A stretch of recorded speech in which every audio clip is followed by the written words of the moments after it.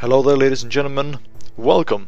My name is Prophet, and I will like to invite you all to this next episode of I Suck at Games. Today we will be showing Star Wars: The Old Republic, an MMORPG created 1 or 2 years ago. I think it's one and a half, perhaps.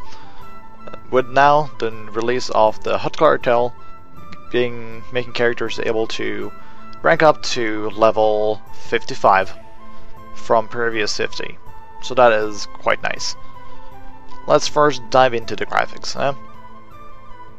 So the graphic settings in this game is kind of good. There are a lot of nice little things you can tweak, and the settings is quite broad in general. Not just the graphics, but the interface. You can edit the UI from within the game. You can download other people's UI and insert them into your game. So that's great. The graphics themselves have enough options for you to tweak around however you feel like it would fit you the best. If you want the most smooth as possible and you just want the details that is necessary to play the game, not too much details to distract you, then you can do so. It's all, of course, voluntarily how you want to keep your stuff going. Now, of course, they do have the full screen borderless, which is the setting that I love the most. I don't know why more games do not have this, but as an MMO, I will need to tab out as much as possible, especially because when I'm playing with friends, I have things on Skype, I have things on my other monitor, and if I have to tab and close down the game, or run the game in windowed, like I hate games in windowed, it's just very annoying, right? You just sit there and like, it doesn't give you that immerse in, like, you don't feel like you're a part of the game when you do that. So yeah. I like it. I like the fact that they have full screen borderless.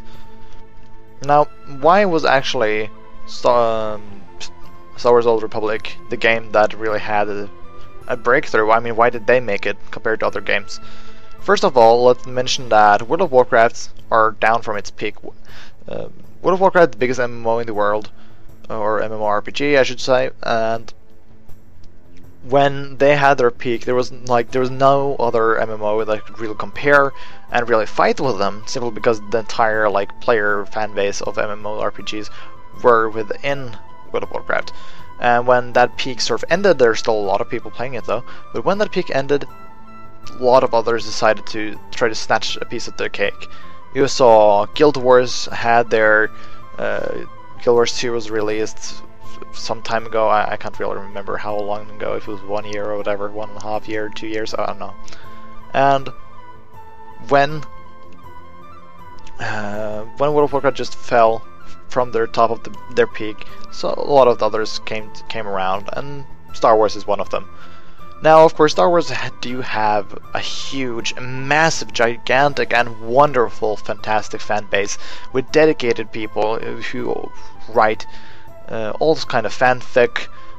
We've seen fan movies, short movies, whatnot. There's a great load of Star Wars. Why did I say StarCraft? I'm sorry, guys. Star Wars content that is not definitely related with LucasArts, which is cool, which is great. And bringing that viewer fan base, player base over to their game was just a really economical and, in general, smart choice. Because, well, if you want an MMO, and I can relate to an MMO, like if I find an MMO that I can really relate to and just say, okay, you know what, I love the Star Wars universe, why would I not want to play that game, right? So, it was a really nice way to sort of say that they are independent. I mean, they didn't need the World of Warcraft fanbase, they didn't need to take the fanbase from any other games to really be able to survive. But of course, with the fall of World of Warcraft, they were still able to go and keep it up, which is great. Now, in the later times, Star Wars: The Old Republic was made into a free-to-play game, which was great. In the beginning, it was only a subscriber pay-to-play game, and I mean, that is to some extent okay, because that means that people only are serious about the game and just want to actually play it, will play it instead of a lot of maybe trolls and whatnot. But introducing the free-to-play system means actually it's economically better for the company to make, obviously, because this will say, include a lot more people to join their game. It sort of invites people to come along and test it out. And testing games out is a huge part of games nowadays. Say, League of Legends, Dota, a lot of the MOBA games have been doing this, as that is one way to really draw a viewer / fan base. And I think that the team behind Star Wars: The Old Republic really just said, okay, you know what, I think this is what we need to do. So they have given almost the full content of the game for free, pretty much. But you will get these tiny bonuses. That is not really important about the game, but I mean, you will be able to get more cash, you'll be able to get more experience, legacy experience, be able to make more characters. These are stuff that is not essential for the game. I mean, the XP and the gold gain that I think either preferred or free-to-play users have right now is the same as subscribers when the game was released. So it's not in any way unplayable. It's totally fine, all good, but it's just a lot easier if you are a subscriber to keep up with everything. And I mean, I think I do around level 25 here. I think by doing this play around, the quest round I just do right now, I almost get an entire level, I think, when I end up delivering all the quests. So that's it makes it a lot easier. But as well as those small little things like customization, all of that, who just makes you want to subscribe. It's just like teasing you. It's just the tip of the tease, which is just making the game so like tempting. It's such a tempt and a seductress to just real play the game, and you just feel like, I kind of want to subscribe. I want those bonuses. So I think that was a huge economical and a great plan by them. I mean, not plan, it makes it sound like an evil plot, but in general it was a great choice and it was smart to do. And I fully support that. They did it. Yeah, super. And as well, like, people, yeah, get to try it out if they like it, which is of course great. I mean, why would you not want to have people try the game before they like are forced to buy it and just say, well, this game was terrible? Because if you let people try it and they realize, oh, well, I actually like this game and I like the kind of game, so they might subscribe for a longer time than if they just buy the game once and then they're just like, what is this? Okay? Great. So, the legacy system is something I also want to talk about because it is sort of unique about the genre.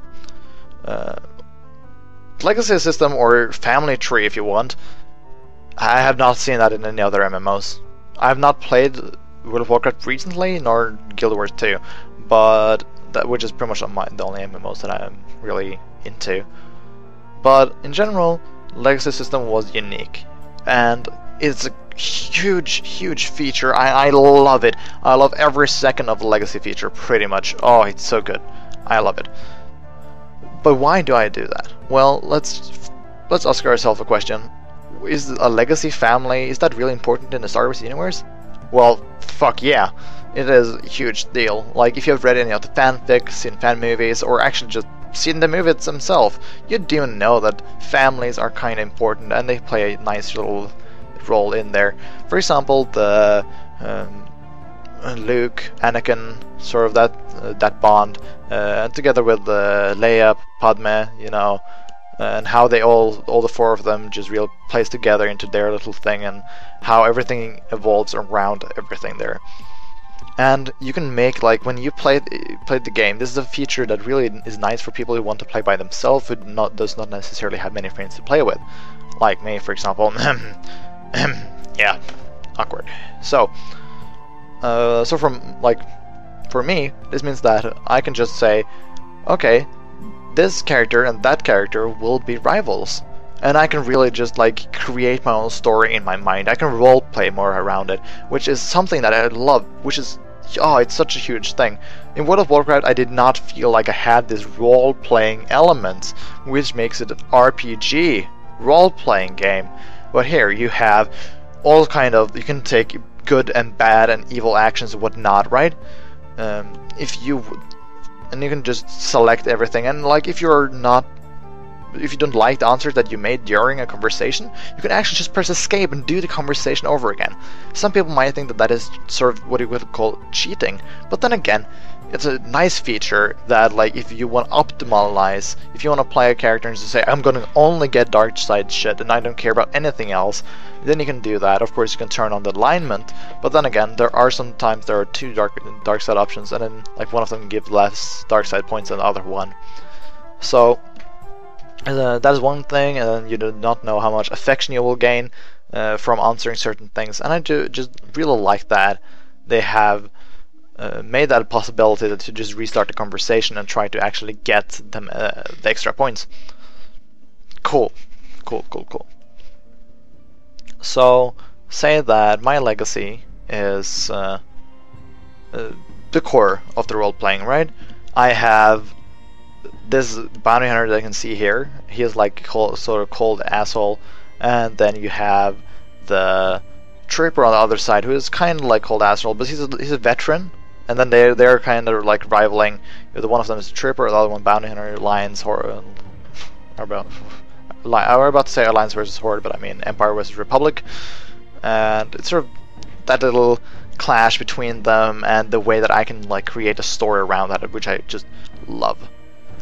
So, to my favorite thing about making this a role-playing game is the fucking voice of the characters. Some of the characters, like the bounty hunter, the male bounty hunter, oh, the voice is just, it just makes it like it looks so cool.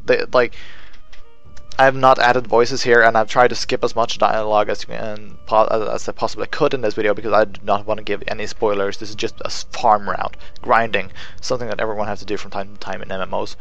But I do love this voice acting, especially for this character and for some of the other characters as well. But that's sort of one of the things that really kept me playing, besides the legacy stuff.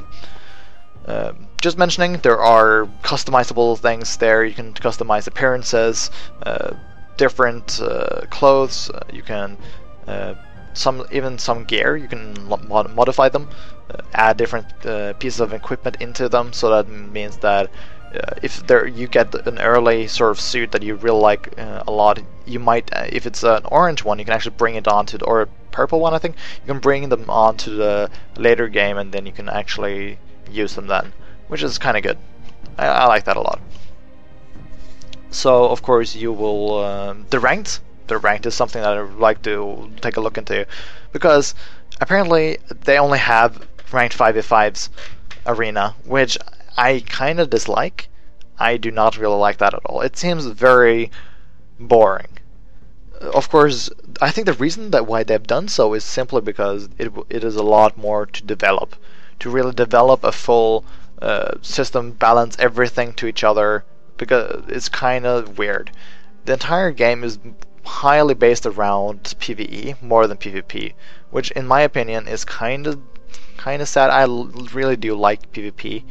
So, not really having the 3v3 arena that I used to have back in WoW is kind of depressing, but does not really matter. I mean, the game has a great storyline, one of the better storylines that I've played in some time. Not necessarily because it's so good, but there are a lot of elements that I did not expect in it, and I find the entire like storyline kind of interesting.